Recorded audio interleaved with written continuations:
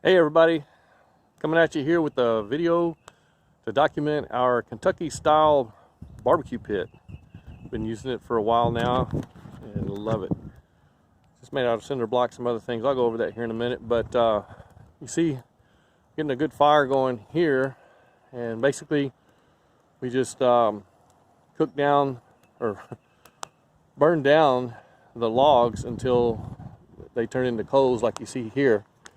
These coals are not quite enough yet, but getting to be enough to where we just throw into the pit. And I'll show you that here in a minute. Basically, we start out with oak from our property. Over here on this barrel, I've got a Sawzall, or I should say reciprocating saw, keep it generic, that I cut into smaller pieces like this so it fits in my burn portion.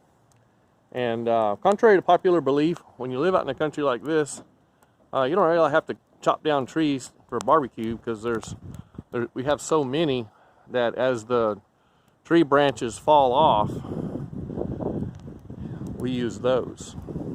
Now, if we clear for a fence and that sort of thing, those trees, like some of this right here is actually a little bit green, but you typically want to wait at least a year for it to dry out good and make good barbecue wood. But anyway, let's check it out. We'll go around this way. Made with cinder blocks, and started out on the bottom with just 3.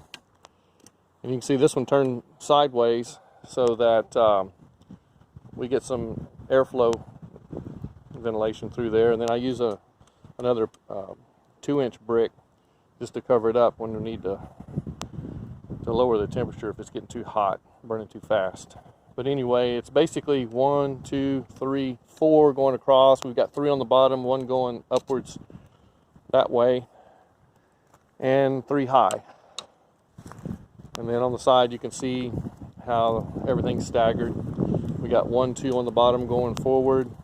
Got this one from the back going that way, another one going forward, and this is a half a block, 6-inch, or actually it's an 8 by 8 by 8. Then 2 full blocks on the top, and then we just have the 2-inch solid pavers or solid bricks on top just to fill it in. But what I did is, since these are cinder blocks, after I did the first row, I actually put it together and cooked on it for quite a while to make sure this is the location we wanted to keep it in. And after doing so for a while, we determined that this was the best location. So I went ahead and took it back apart. There's no mortar or anything concrete or nothing. Took it all back apart. When I got down to the lower level, I put this sand and rock into each cinder block and filled them up. And the next row did the same thing, and then the last row. And the reason for that is for it to contain heat better. And here in Texas, of course, we can almost cook year-round. There's only maybe a few weeks that we can't. Let me open this baby up and see what's going on.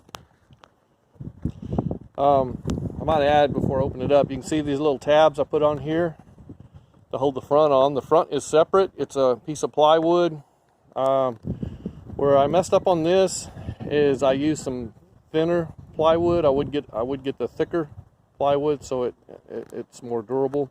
You can see there's some burnt crispies up here where I got the fire a little too hot before I put this metal on.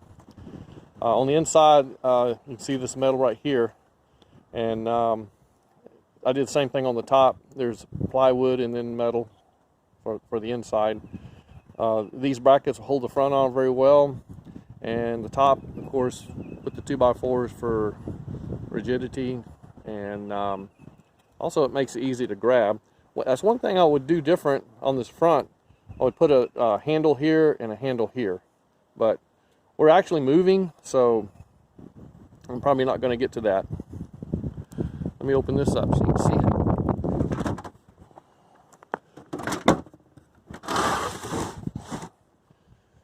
This is the top.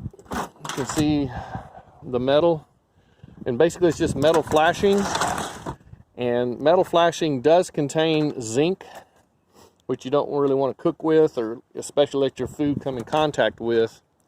So what I did was I ground it down with a drill attachment, wire brush type drill attachment. I ground it down, then I put a coat of vinegar all over it, and then ground it down again, another coat of vinegar, then just burn fire in here to get rid of the zinc. So that's the process I used, even though it's not actually touching the meat, just to be sure, just to be safe. Let me show you what I did here. It's kind of hard to see because the sun's in the opposite direction, but the grill I got from Amazon. It was about 50 bucks. It's a 2 foot this way by 4 foot this way. And when I got the second, well, let me back up a little bit. This angle piece here I got from a local home improvement store. I'm thinking it was around $12 or $15. But I might add, this expanded metal is not your regular expanded metal. This is flat, so there's no ridges, you know, to rip up your meat and that sort of thing. It's flat all the way across. And this is a number 9, which is a gauge of the thickness. So number 9 holds up real well. And this is steel. It's not galvanized. There's no zinc plating. There's nothing on this. This is just regular steel. Actually, it's stainless steel. I'm sorry. But like I say, 50 bucks from Amazon. This is from local home improvement stores for 12, 15 bucks. And what I did underneath here is when I built up the second level here, then I put the angle on, and I brought, you can see here how I brought the second level in about an inch, 3/4 inch. That way there's some overhang for the grill all the way around. Did that in the front and the back. I mean, sides and the back. Of course, front's resting on the angle. And inside, I put 2-inch pavers down. There's 2 there and 2 on the other side, just to make it a little easier to shovel coals in and out. And when we're done cooking, all these ashes, I just put them in a bucket over here, and then I take it to the garden over there, and it makes for a really good pH balance for your garden. Most of your plants like a lower pH. Of course, tomatoes and some don't, but that can really help out your garden. Anyway, got this middle piece here, and that is a 4-inch solid brick. Actually, I'm not sure. No, it's not solid, but it acts as a support. You see it there? It acts as a support, but it also acts as a heat diffuser.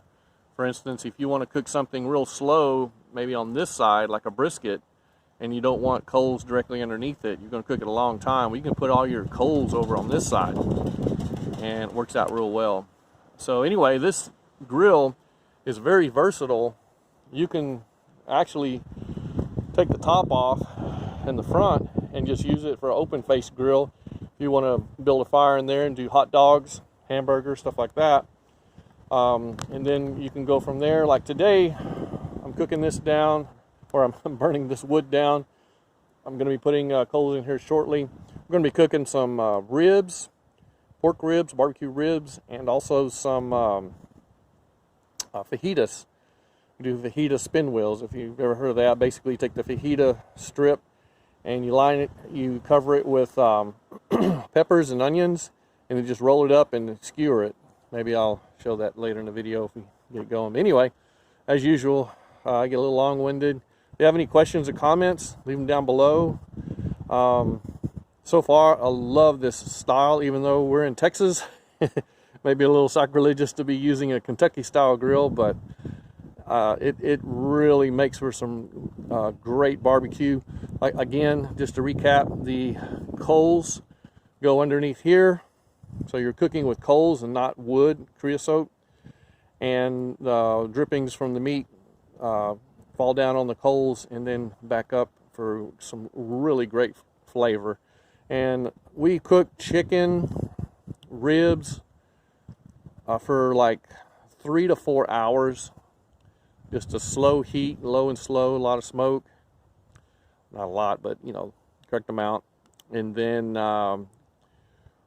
we can do you know, briskets for 10 to 12 hours, and everything we've cooked on it so far have just come out awesome. Anyway, thanks for watching. Again, if you have any questions or comments, leave them below. And